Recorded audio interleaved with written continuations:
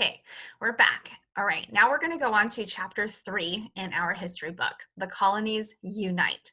Now, the word unite means to come together or join together. Okay, if you think about it, where have you heard the word unite before?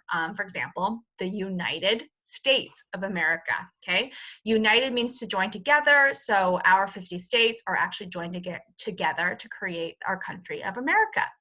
Okay, go to page 11 in our history book, and we're going to talk and read along together. Okay, now the colonies unite.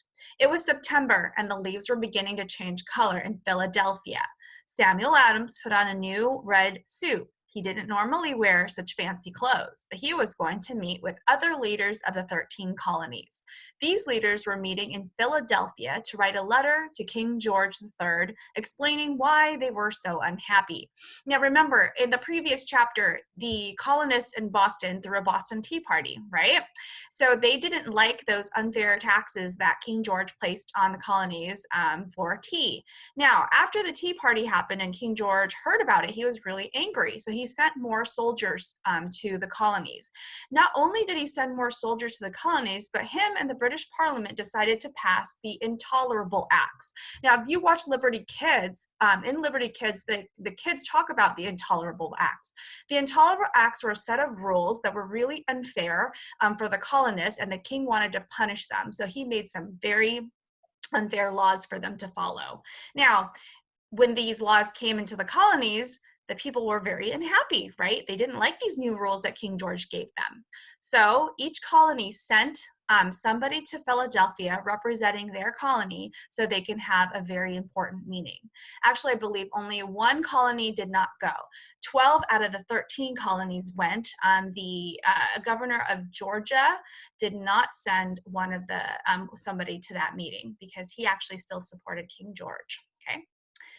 All right, so let's keep going. When all the leaders were gathered together, they began to write the letter. In it, they asked King George to take away all unfair laws and taxes. They said that if he did not, the colonies would no longer buy anything from Britain. Each leader signed his name on the letter. One of the men who signed the letter was George Washington. So take a look at the picture here. You can see that these gentlemen, they're wearing fancy clothes. Now, in the previous page, Sam Adams said that he did not wear fancy clothes generally because he's had important meetings. Sometimes people dress up when they go to a very important meeting. One of the men that you will recognize from kindergarten, their names is on this page, is George Washington, right? You remember learning that George Washington was the first president of the United States of America. So he was there at this very first meeting. Okay, let's go to page 13. After signing the letter, the colonial leaders left the meeting and went home. They planned to meet again when they received news from the king and his parliament. Most importantly, the leaders from all the colonies had decided to work together. Being a proud American was becoming more important than being loyal to the king. These proud Americans were known as patriots. Okay, so the key word in this page to know and to understand is what loyal means, okay? Loyal means to follow someone and being truth to them, being honest to them, just having very good character counts towards that person. Now, a lot of the people in the 13 colonies, they were really loyal to the king. When they came over from England, they actually still was part of England. They believed themselves to be British citizens, okay? But they felt that after all these terrible laws and unfair treatment from their king, who they really liked at first, they were starting to feel less like British people. They started to feel very differently. The king was going to treat them very differently and not the same as he treated people back at home.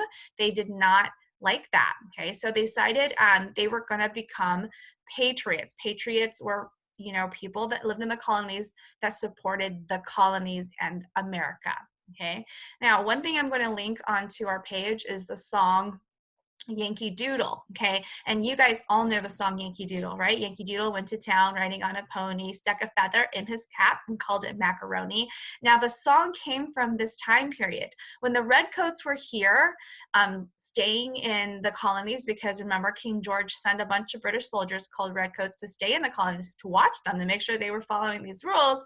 Well, these British redcoats were making fun of the colonists. They called them Yankee Doodle because Yankee means Johnny, and then a lot of people were named John back then, right? And a doodle was someone who was silly, and they were making fun of the Patriots. And they would call them, oh, you think you're wearing, you would stick a feather in your cap and you call them a macaroni. Well, they were making fun of the Patriots and pretending they were trying to be fancy. Okay, now the colonists did not get mad. The British redcoats were making fun of them, but the colonists were like, hey, we're not going to get mad, but we like that you're calling us a Yankee. So the word Yankee stuck on all the way throughout the years after the British Redcoats started calling them. Okay, the colonists began to call themselves Yankee. They were actually really proud of it. Okay, and we're going to stop here for chapter 3.